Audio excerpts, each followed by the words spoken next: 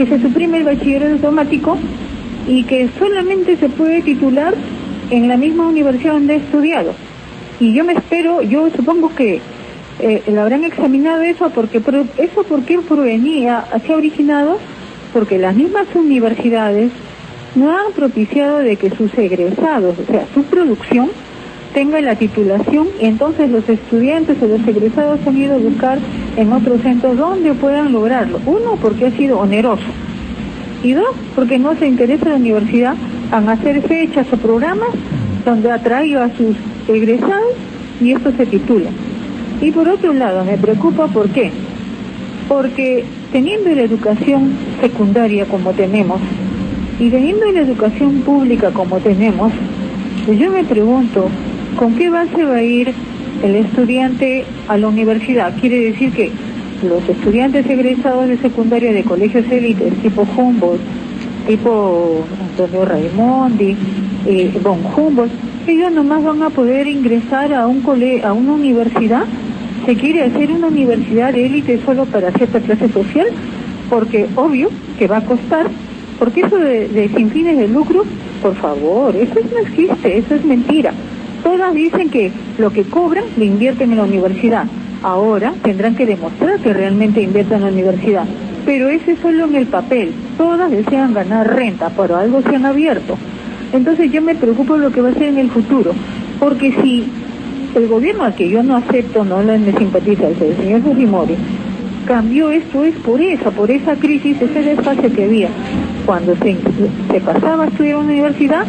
¿Y cuál era la producción? Había una tremenda brecha porque los de la misma universidad no tenían profesionales encargados de hacer tutoría y seguimiento de sus egresados para que se gradúen.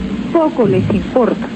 Ellos con tal de cobrar y decir, hemos tenido tantos ingresantes, hemos tenido tantos egresados, aquí están, no les ha importado.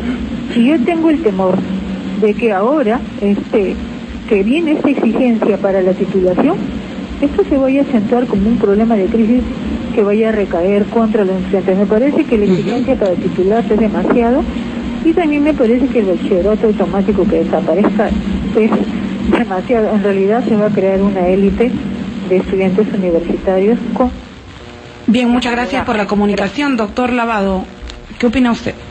Opino en primer lugar que la madre de familia, como toda la madre de familia de este país, saben escuchar las noticias y se enteran de lo que deben enterarse y muestran que efectivamente tiene preocupación por sus hijos. Ha dicho varias cosas, yo quisiera comentar dos. El nexo entre la deficiente formación en secundaria y primaria, educación básica, y por cierto que en la universidad no se remedia esta situación, este déficit que viene de la secundaria, se sigue arrastrando. Eso es muy importante. Creo que el ministro de Educación, que es nuevo, es reciente y es un hombre capacitado, estará en condiciones de abordar esta situación con eficiencia. La segunda cuestión que ha dicho la madre de familia, que sí me preocupa fundamentalmente. Hoy se requiere que todas las universidades, sean privadas o sean públicas, tienen la obligación de reestructurar sus currículos de enseñanza-aprendizaje para prestarle todo el apoyo necesario, de modo tal que aquel que concluya el pregrado, se gradúe de bachiller, esté en solvencia académica básica para hacer su tesis. Es la preocupación.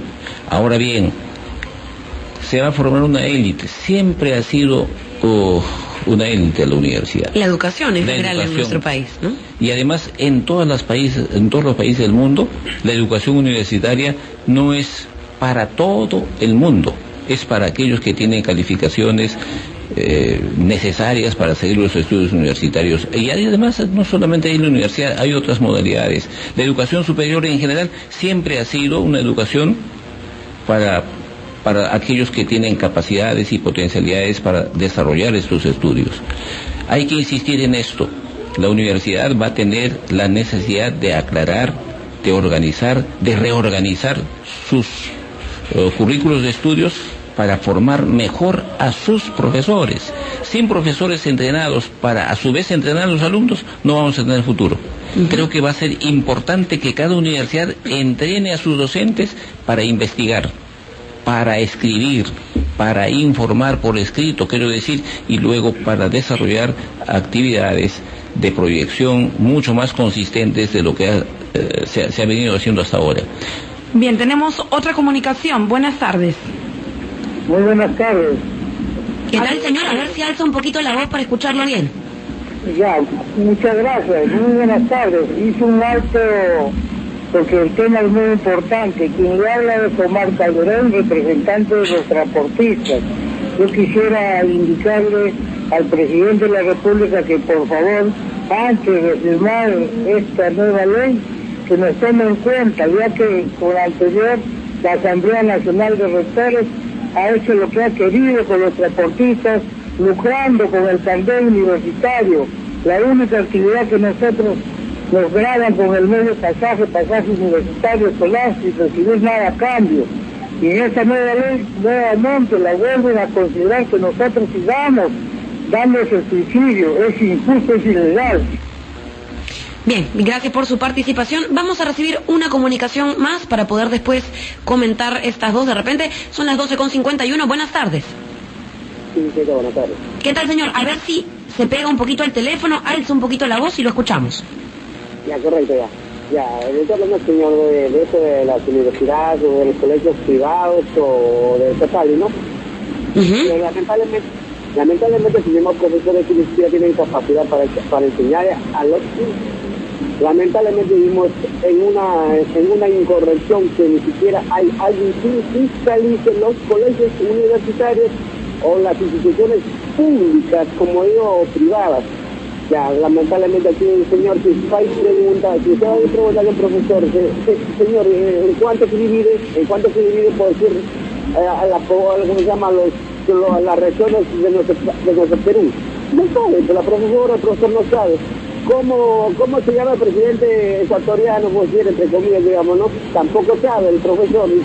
Dile, ¿cómo se llama el presidente regional de Tacna o de Tumbes?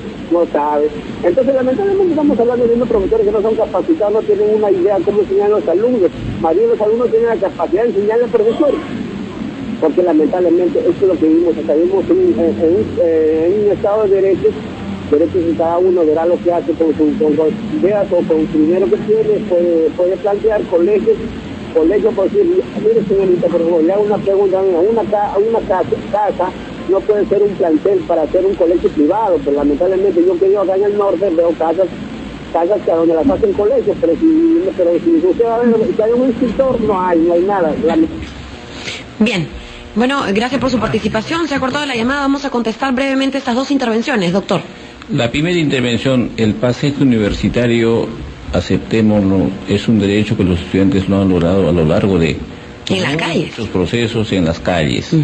Respecto de la fiscalización, que es una demanda, hasta un clamor, hace falta fiscalización no solamente en la educación básica, sino también en la universidad. Esta fiscalización, pues, es lo que está poniendo al tapete el conflicto respecto de la nueva ley universitaria. Se ha visto cómo, frente a la fiscalización, que no es pura y dura, sino una fiscalización inclusive mediatizada, hay una reacción violenta de aquellos que tienen negocios universitarios, negocios en la educación. Siempre habrá una resistencia a la fiscalización, porque en un país desordenado todo el mundo quiere hacer lo que le da la gana. Esa es la situación. Dicen también, echa la ley, echa la trampa, ¿no? Echa la ley, echa la trampa. Ahora estarán buscando seguramente una forma de eludir la ley. Si tenemos, por ejemplo, una universidad como la Inca Garcilaso de la Vega, que siendo asociación civil lucra, que lucrando además estos sueldos se van a personajes que aún siguen percibiéndolos con tantas denuncias que usted nos ha comentado, ¿qué podemos esperar, digamos? Con tantas denuncias encima, lo sigue protegiendo la policía.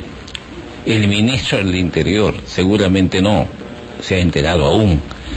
Lo sigue protegiendo la Fiscalía, lo sigue protegiendo el Poder Judicial, lo siguen protegiendo un grupo, un pequeño grupo, un mediano grupo, un grupo de gente ligado al Congreso, algunos jueces. Imagínense. Usted en todo caso tiene información, con respecto al caso de esta jueza que comentábamos, Blesca Brejas, porque se denunció a esta jueza por prevaricato. ¿Ha finalmente procedido eso? Hasta ahora no hay resultados de esta denuncia, pese a que lo hace el primer poder del Estado, que es el Congreso de la República. El señor Mora. Imagínense, ¿qué peso tiene el Congreso de la República y qué peso tiene el señor Cervantes? ¿No le parece que es terriblemente diferente? Estamos hablando de un caso del Congreso de la República, en otro caso de una persona que tiene mucho dinero, que ha establecido una especie de centralita en la universidad para controlar no solamente los bienes de la universidad, sino también para amedrentar a aquellas personas que le preguntan cuánto gana. Es simplemente increíble, y que puede asignarse un sueldo sin ser dueño de una universidad. Un sueldo tan escandaloso, él y los suyos, es realmente no solo escandaloso, sino indignante. Ahora, suponiendo, por ejemplo, que todos esos hechos de corrupción que también ocurren en otras universidades públicas, privadas, ocurriese no con la existencia de la ANR, sino de la Superintendencia Nacional de Educación Superior Universitaria, ¿cuál es la medida que tomaría esta nueva superintendencia? Lo que tendría que hacerse desde hoy es asegurar, en primer lugar, la eficacia de la superintendencia. En segundo lugar, las medidas de la superintendencia deberán tener desde el inicio no solamente claridad en su ejecución, sino también contundencia. Y para eso tendrán que ser personas responsables, honorables, eficientes, con calificaciones académicas que todos esperamos que lo tengan. Hay que confiar, porque solo es hasta ahora, en futuro. Está hecha la ley. Ahora hay que implementar la superintendencia. Allí está el kit del asunto. Esperemos que sea eficaz. Recordemos que con los plazos correspondientes, 5 o 6 años es el tiempo aproximado donde ya se va a ver más cambios, ¿no? Así es. Y digamos algo más. En definitiva, este cambio de la ley va a conducir al cambio no solamente en los estudiantes. Los estudiantes tienen que comprometerse aún más con sus estudios. Tienen que velar por sus estudios. A los padres de familia que pagan pensiones de enseñanza, tenemos que decirle también que fiscalicen. Hay muchas maneras de fiscalizar. No solo es una fiscalización a través de un organismo, sino también a través de la opinión que tengan los padres de familia sobre la educación de sus hijos. Y sobre todo a los profesores, que deberán requerir tiempo y recursos para capacitarse y mejorar sus estándares de trabajo para prestar mejores servicios a la universidad donde laboran, para que cada universidad se acredite. Ahora, esta ley no necesariamente asegura, digamos, en términos de expedición de títulos, que la acreditación sea un requisito, ¿no? Y la verdad es que ninguna ley podría posibilitar también y asegurar y garantizar nada. Eso va a depender del sistema, de la manera como, dado que la educación es un servicio público, el Estado tiene una obligación de controlar. Eso es lo que en estos momentos también no se ha dicho con entera claridad. Es la obligación del Estado, puesto que la educación, la salud, son servicios públicos, deben estar supervisados, básicos, supervisados por el Estado. Es la obligación máxima que tiene. De acuerdo a la ley. De acuerdo a la ley. Constitución. Bien, doctor Lavado, bueno, y finalmente, para ir cerrando también, en el caso de la Universidad Inca Garcilaso de la Vega, ¿qué se puede rescatar, digamos, y qué se va o qué cambiaría gracias a esta ley en universidades que han pasado pues por estos terribles actos de corrupción, como es el caso de la universidad de la cual usted ha sido retirado finalmente? Bueno, en primer lugar, lo que tiene que hacerse es la aplicación severa de la ley. Utilizar este caso emblemático de la Universidad de Garcilaso para escarmentar y luego limpiar, desinfectar, hacer una nueva universidad, invocarle a sus alumnos, a sus profesores y por supuesto a la opinión pública, a los organismos del Estado, a que ayuden que esta universidad se libere de esta lacra y pueda salir y hacer lo que verdaderamente es, finalmente, ¿no? Cumplir su misión de ser una universidad, lo que fue desde sus inicios, una universidad que cumplía con algunas obligaciones básicas y en algún momento fue una universidad exitosa. hay que recordar para esta universidad.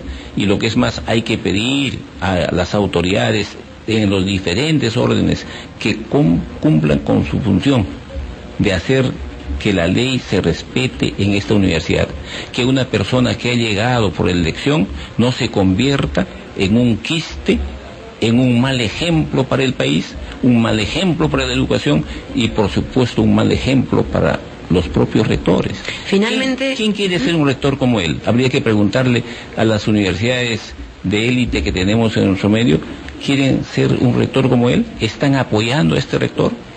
¿Qué dirá el día lunes? Tengo noticias recientes que el pleno de la Asamblea Nacional de Rectores se reunirá el lunes en Lima. ¿Qué dirán ellos? ¿Que Garcilaso es un ejemplo que hay que seguir? ¿Apoyarán en estos momentos a la Universidad Garcilaso para que haga lo que está haciendo? Yo me resisto a creer. Invoquemos a cada miembro de la Asamblea Nacional de Rectores, a aquellos rectores que están cuestionando el organismo. O siendo indiferentes también, ¿no? Indiferencia. Hay también cierta indiferencia. De repente dicen, no es conmigo no va. Pero una indiferencia cómplice en todo caso. Cómplice, en todo caso, porque es una Asamblea Nacional de Rectores. Lo que se ha cuestionado, lo que el Congreso, lo que los medios han cuestionado, ¿cómo es que la Asamblea Nacional de Rectores ha sido ineficiente? Ellos han dado argumentos, pero en los hechos están mostrando que sus argumentos no son sino palabras vacías. Hay que esperar el día lunes que nos diga algo razonable y, por supuesto, congruente con su alta misión. Bien, muchas gracias. Agradecemos al doctor Lucas Lavado Malqui, profesor de la Universidad Inca Garcilaso de la Vega, con quien hemos estado conversando sobre la nueva ley universitaria. 1:02 p.m, regresamos en El Público Protesta. Ya regresamos.